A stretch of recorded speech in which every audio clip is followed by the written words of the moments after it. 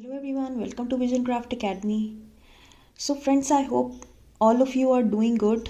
आपको पता है कि हमने साइबर सिक्योरिटी से रिलेटेड कुछ एस्पेक्ट्स को ऑलरेडी कवर कर लिया है, like introduction, overview, types of cyber threats, importance of cyber security and कुछ इम्पॉर्टेंट टर्मिनोलॉजीज को भी हमने डिस्कस कर लिया है. तो फ्रेंड्स, अगर आप ये वाली वीडियो फर्स्ट टाइम देख रहे हैं और आपने उन सारी पुरानी वीडियोस को रेफ़र नहीं किया है तो I would like to request you कि पहले आप क्रोनोलॉजिकल ऑर्डर में डिजिटल इंडिया वाली प्लेलिस्ट को एक्सप्लोर कर लीजिए, उसके बाद साइबर सिक्योरिटी वाली प्लेलिस्ट को एक्सप्लोर करिएगा, जिससे कि आपको ओवरऑल अंडरस्टैंडिंग हो जाएगी and end to end concepts बहुत ज़्यादा क्लियर हो जाएंगे फ्रेंड्स.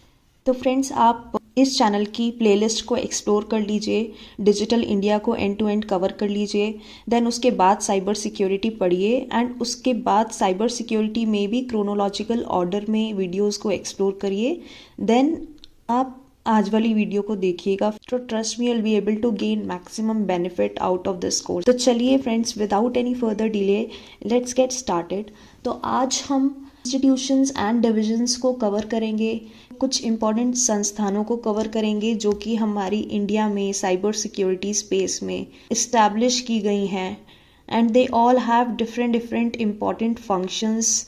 तो हम हर एक एजेंसी के बारे में ब्रीफली डिस्कस करेंगे एंड अंडरस्टैंड करेंगे कि ये डिफरेंट एजेंसीज करती क्या हैं एक्चुअली. तो फ्रेंड्स, हमारे देश में कई सारी एजेंसीज हैं जो साइबर सिक्योरिटी को इंश्योर करने के लिए काम करती हैं. We will discuss about them in today's video. तो चलिए फ्रेंड्स, ये कुछ संस्थाओं के नाम हैं, जैसे नेशनल टेक्निकल रिसर्च ऑर्गेनाइजेशन, जिसको NTRO भी बोला जाता है. तो फ्रेंड्स, NTRO क्या है? ये एक नेशनल टेक्निकल रिसर्च ऑर्गेनाइजेशन है. बेसिकली ये एक इंटेलिजेंस एजेंसी है जो कि आपकी बाकी ऑर्गेनाइजेशंस जो इंडिया में फंक्शन कर रही हैं related to internal security, related to cyber security, right, जो कि इंडिया में जो बाकी इंटरनल सिक्योरिटी से रिलेटेड ऑर्गेनाइजेशंस हैं फ्रेंड्स, ये उनके टेक्निकल एस्पेक्ट्स या टेक्निकलिटीज़ को एड्रेस करती है.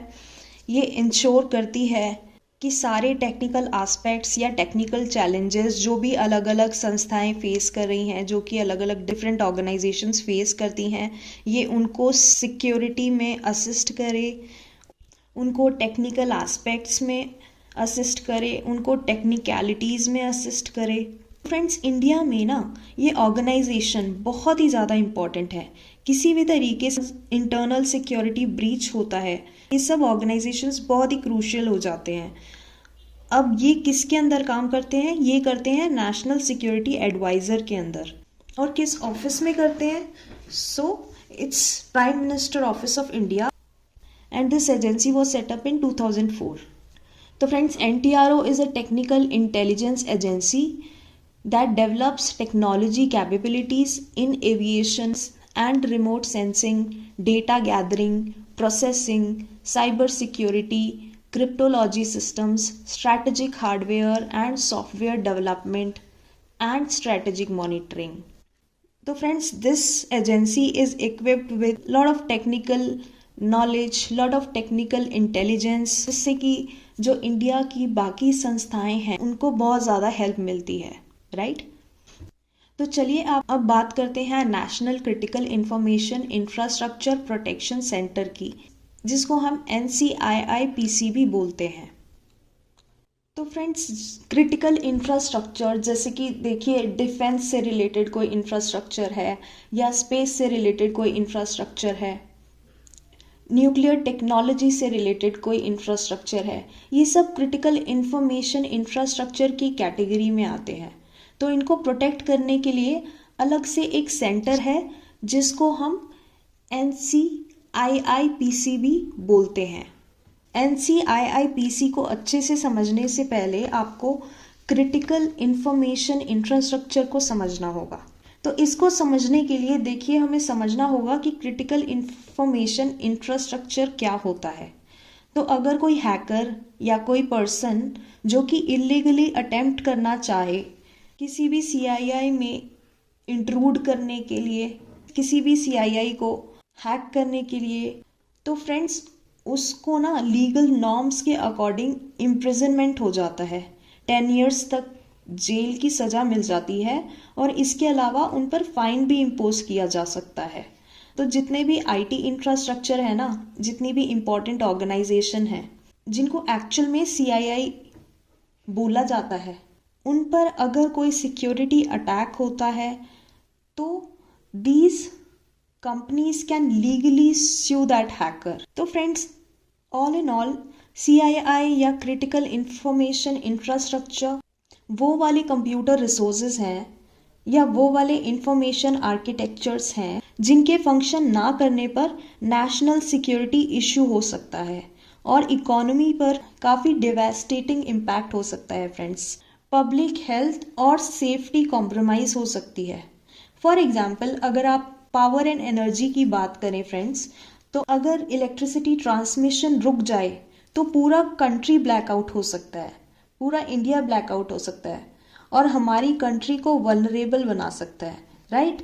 तो सिक्योरिटी या डिफेंस से रिलेटेड इंफ्रास्ट्रक्चर हो गया, that's also very very critical for our nation. और जैसे कि मैंने आपको बताया, जैसे स्पेस रिलेटेड कोई इंफ्रास्ट्रक्चर हो गया या न्यूक्लियर टेक्नोलॉजी से रिलेटेड कोई इंफ्रास्ट्रक्चर हो गया, सो ये सारे क्रिटिकल इंफॉर्मेशन इंफ्रास्ट्रक्चर के कैटेगरी में आते हैं फ्रेंड्स। तो NCIIPC national critical information infrastructure protection centre एक नेशनल नोडल एजेंसी है friends in terms of CII protection, in terms of critical information infrastructure protection. मतलब दिस सेंटर इज रिस्पॉन्सिबल, जितने भी CIIs हैं ना, जिनको भी एक्सप्लिसिटली CIIs की कैटेगरी में डाला गया है, तो दिस एजेंसी या this centre is responsible to actually protect them, protect those critical information infrastructure। और फ्रेंड्स इसको section 70A of information technology act 2000 के अंदर बनाया गया था, which is a unit of NTRO। और NTRO में आपको पहले ही बता चुकी हूँ, NTRO is national technical research organisation, तो ये उसी के अंदर आता है फ्रेंड्स। सो आई होप आपको क्रिटिकल इंफॉर्मेशन इंफ्रास्ट्रक्चर और NCIIPC अच्छे से समझ आ गया होगा।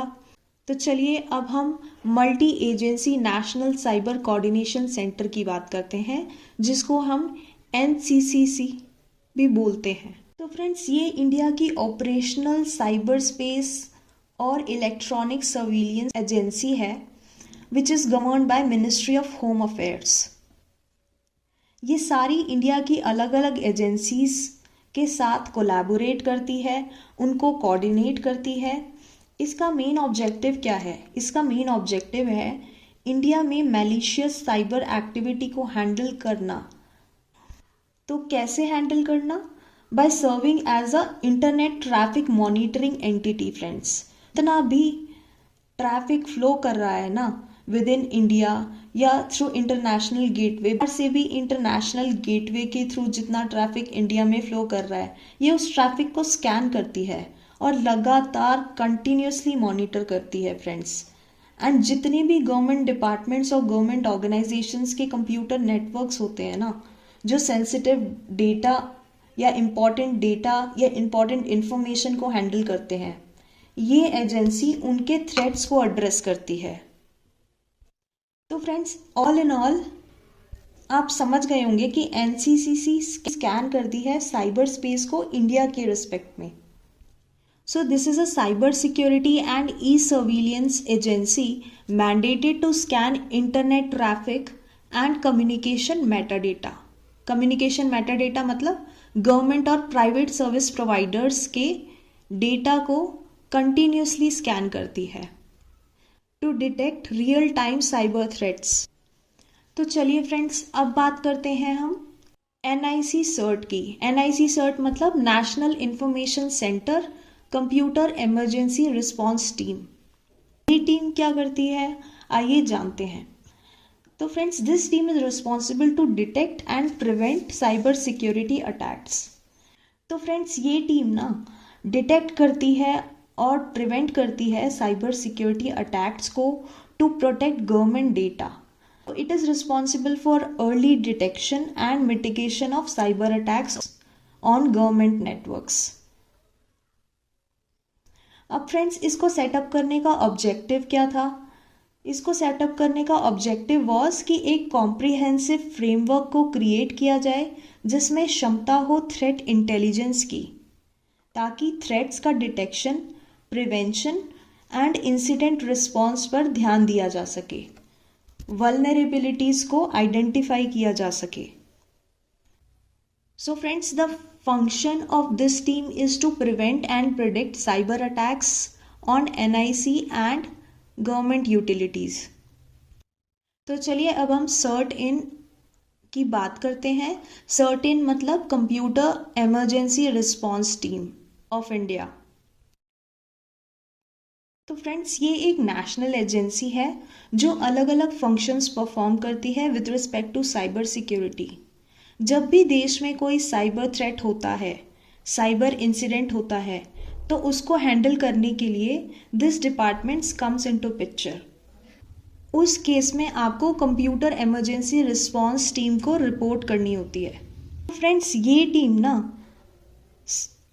रेगुलरली एडवाइस करती है, डायरेक्शंस देती है, गाइडलाइंस देती है अलग अलग ऑर्गेनाइजेशंस को, ताकि वो अपने ऑर्गेनाइजेशन को साइबर डोमेन में सिक्योर कर सकें, आईसीटी इंफ्रास्ट्रक्चर को सिक्योर बनाएं, डेटा को सिक्योर रखें, इंफॉर्मेशन को सिक्योर रखें। तो अगर आपको ऑर्गेनाइजेशंस को गाइडलाइंस और एडवाइजरीज देनी है, इसका मतलब क्या है? आपको उन ऑर्गेनाइजेशंस से कोई भी डेटा चाहिए, तो इसके लिए उन ऑर्गेनाइजेशन से डेटा कैसे आना चाहिए, किस तरीके से आना चाहिए, वो सब भी इस टीम को कंसीडर करना पड़ता है। तो फ्रेंड्स, किस तरीके से उन्हें रिपोर्टिंग करनी है, ये सब भी इस एजेंसी को देखना होता है। तो ये इशू करता है अलर्ट्स एंड एडवाइजरीज को regarding latest cyber threats and counter measures on regular basis. तो friends, CERTs are deployed as dedicated bodies for particular tasks. For example, NIC CERT to counter cyber attacks on NIC proposed certs for financial and power sectors. तो friends, आई hope आपको इसका idea अब अच्छे से लग गया होगा कि what this agency is actually responsible for. तो चलिए अब बात करते हैं NCSC की, यानी कि नेशनल साइबर सिक्योरिटी कोऑर्डिनेटर की। तो friends, national cyber security coordinator is responsible for coordinating with different agencies at national level for cyber security matters. तो फ्रेंड्स, बेसिकली इसकी रिस्पॉन्सिबिलिटी होती है अलग अलग एजेंसीज से कोऑर्डिनेट करना नेशनल लेवल पे for cyber security related matters, and this was created by prime minister office in 2014। तो चलिए फ्रेंड्स, अब बात करते हैं CIS डिवीजन की, यानी कि cyber and information security division की। तो फ्रेंड्स, ये एक नई डिवीजन है। This is a newly created division of ministry of home affairs, ठीक है, जिसकी रिस्पॉन्सिबिलिटी है कि ये ऑनलाइन साइबर क्राइम्स को मॉनिटर करे, इंक्लूडिंग साइबर फ्रॉड या हैकिंग, एंड फ्रेंड्स उन अटैक्स को ना ये काउंटर करे, राइट। सो इसकी एक ये भी रिस्पॉन्सिबिलिटी है that it should counter cyber attacks on critical information infrastructure. Friends, जब भी CIS डिवीजन की बात होती है तो friends cyber crime coordination centre की बात की जाती है, that is also called I4C, and cyber warrior police force की भी बात की जाती है, because these to entities will be set up under CIS division to serve as a catalyst for tracking down the online criminals. ठीक है ना। So whenever we talk about CIS division, वहाँ पे आपको Indian cyber crime coordination centre को भी code करना होगा, एंड आपको साइबर वॉरियर पुलिस फोर्स की भी बात करनी होगी, because these two are actually setup under CIS division, जिससे कि ये CIS डिवीजन प्रॉपरली फंक्शन कर सके एंड ऑनलाइन क्रिमिनल्स को ईजिली ट्रैक कर सके। तो फ्रेंड्स, आई होप आप इसको अच्छे तरीके से समझ गए होंगे। फ्रेंड्स, इसके बाद new cyber and information security की अगर बात करें हम, तो चाइल्ड पोर्नोग्राफी है या फिर वुमेन की बुलिंग होती है, उन सब केसेस को रोकने के लिए ये new cyber and information security को इस्टेब्लिश किया गया था फ्रेंड्स। इसको भी आप ध्यान रख सकते हैं फ्रेंड्स। इसके अलावा डिफेंस साइबर एजेंसी, तो this relates to military related defence cyber security friends. तो ये एक मिलिट्री रिलेटेड एजेंसी है जिसको आप ध्यान रख सकते हैं, जिसको military related cyber security issues को देखने के लिए इस्टेब्लिश किया गया था। तो friends you can also remember this.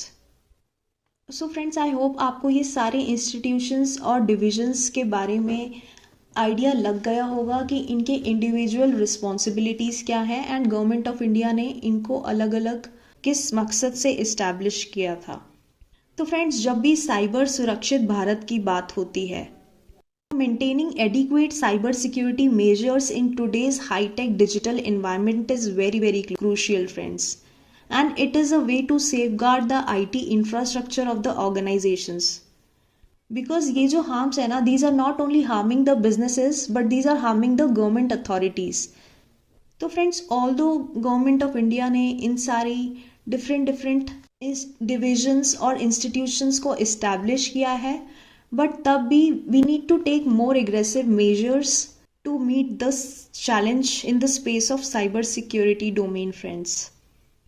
तो फ्रेंड्स जैसे कि मैंने आपको बताया था, बैंकिंग और टेलीकॉम डोमेन में तो सबसे ज़्यादा अटैक्स होते ही हैं, बट जो भी सॉफ्ट टारगेट्स हैं like manufacturing, health care, retail, they have also face significant number of cyber attacks friends in India.